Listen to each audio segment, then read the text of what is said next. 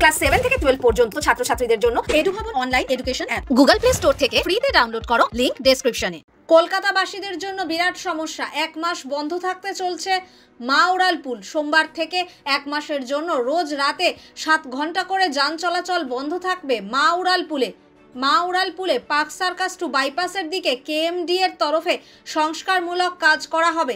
যে গাড়িগুলি মা উড়ালপুল ধরে বাইপাসের দিকে যাবে তাদের পার্ক সার্কাস থেকে সুরাবর্দী রোড, দরগা রোড, 4 নম্বর ব্রিজ হয়ে যেতে পারবে।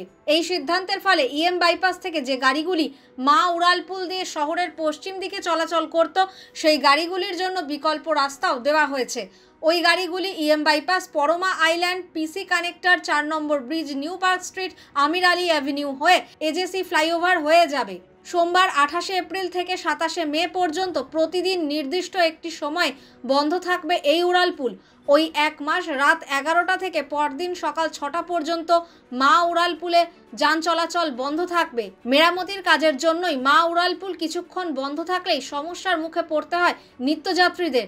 চলতি বছরে কিছুদিন আগেই সংস্কারের কাজের জন্য নির্দিষ্ট সময়ে বন্ধ রাখা হয়েছিল মা উড়ালপুল।